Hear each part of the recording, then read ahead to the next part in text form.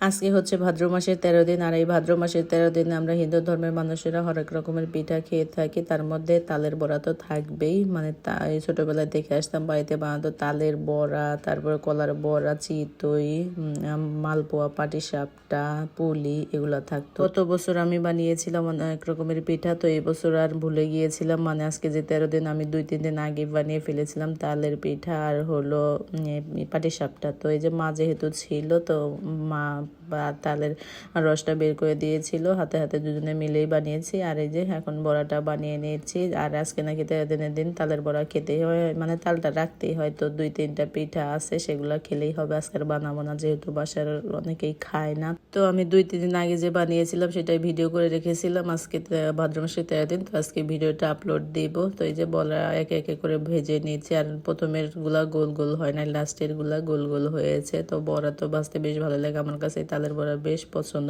মুসমুসা হয়েছিল, বাইরেটার ভিতরেরটা হলো একদম নরম। তো তারপরে হলো এই যে পাটিসাপটা পিঠাও বানিয়ে নিয়েছিলাম। মা এখানে গোলাটা গুলে দিচ্ছিল, আর আমি এখানে ভিতরে পুরটা বানাচ্ছিলাম। ফ্রিজে কিছুটা নারকেল কোড়া ছিল, তো তার সাথে সুজি নিয়েছি, কারণ নারকেল কোড়াটা অল্পই ছিল। তো সুজি দিয়ে মিক্সড করে ভিতরে পুরটা বানিয়ে নিচ্ছি। সুজিটা প্রথমে ঘি দিয়ে ভেজে নিলাম, তার মধ্যে নারকেল, চিনি আর জল দিয়ে, গুঁড়া দুধ দিয়ে ভালো করে জাল দিয়ে যেরকম শুকনো শুকনো করে বানিয়ে নিলাম। আর আজকে পাটিসাপটা বানাতে গিয়ে অনেক ঝামেলার মধ্যে পড়তে হয়েছে, 2-3টা কড়াই বদলাতে হয়েছে, মানে একদম লেগে গেছে, উঠেই না। তারপরে হলো তরকারি রান্না করার যে কড়াই থাকে সেটাই লাস্টে বানিয়েছি। তবে খুব একটা যে বেশি ভালো হয়েছিল তেমন না, মানে যে দিচ্ছিলাম আর লেগে লেগে ধরছিল। এটার মধ্যেও ট্রাই করেছি, হয় না, মানে বললাম না 2-3টা কড়াই বদলাইতে হয়েছে। অবশেষে এই কড়াইতে বানাতে পেরেছি, যেরকমই হোক হয়েছে মোটামুটি আর কি। তো আমার আর এই বছর ভাদ্র মাসের 13 দিনে পিঠা বানানো হলো না, আগে যে বানিয়েছিলাম সেগুলাই খাবো। আর কে কে পিঠা বানাচ্ছেন অবশ্যই জানাবেন। টাটা, বাই বাই, সবাই ভালো থাকবেন।